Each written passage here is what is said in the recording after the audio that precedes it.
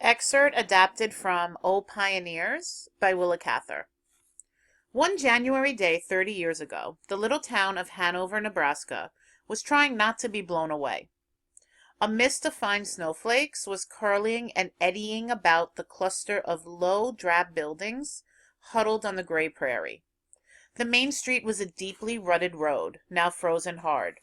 It ran from the railway station and the grain elevator at the north end of the town to the lumber yard and the horse pond at the south end. On either side of this road straggled two uneven rows of wooden buildings, the general merchandise stores, the two banks, the drugstore, the feed store, the saloon, and the post office. On the sidewalk in front of one of the stores sat a little Swede boy, crying bitterly. He was about 5 years old. His black cloth coat was too big for him, and made him look like a little old man.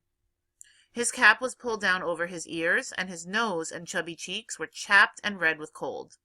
He cried quietly, and the few people hurrying by did not notice him. He was afraid to stop anyone, and afraid to go into the store and ask for help. So he sat wringing his long sleeves and looking up a telegraph pole beside him, whimpering, "My kitten, oh, my kitten." At the top of the pole crouched a shivering gray kitten, mewing faintly and clinging desperately to the wood with her claws.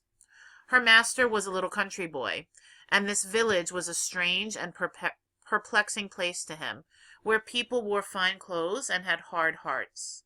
He always felt shy and awkward here and wanted to hide behind things for fear of someone laughing at him. Now he was too unhappy to care if people laughed. At last he saw his sister, Alexandra, coming, and he got up and ran to her in his heavy shoes.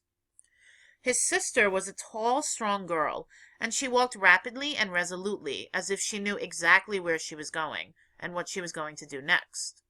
She had a serious, thoughtful face, and clear, deep blue eyes. She stopped short when the little boy tugged on her coat. She bent down to wipe his face and said, "Emile, I told you to stay in the store and not come out. What is the matter with you?" "My kitten. A man put her out and a dog chased her up there." He pointed up to the wretched little creature on the pole. "Oh, Emile, didn't I tell you she'd get us into trouble if you brought her? But I ought to have known better." She held her arms out at the foot of the pole and cried, "Kitty, kitty, kitty," but the kitten only mewed and faintly waved its tail. Alexandra turned away decidedly. "No, she won't come down. Someone will have to go up and get her. I saw the Lindstrom's wagon in town. I'll go see if I can find Carl. Maybe he can do something. Only you must stop crying or I won't go." Alexandra hurried to the drugstore as the most likely place to find Carl Lindstrom. There he was, and she explained her predicament.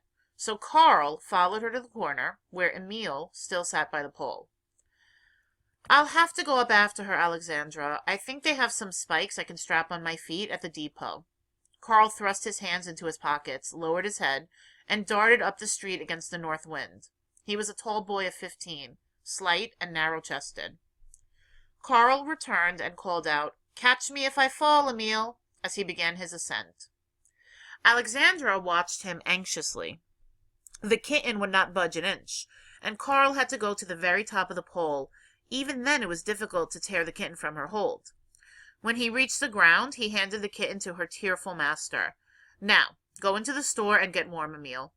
He opened the door for the child. "Wait a minute, Alexandra.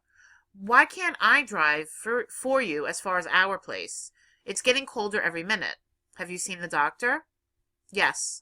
He is coming over tomorrow, but he says father can't get well." The girl's lip trembled.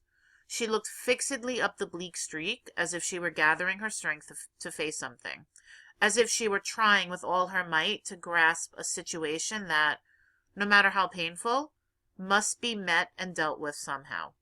The wind flapped the skirts of her heavy coat about her.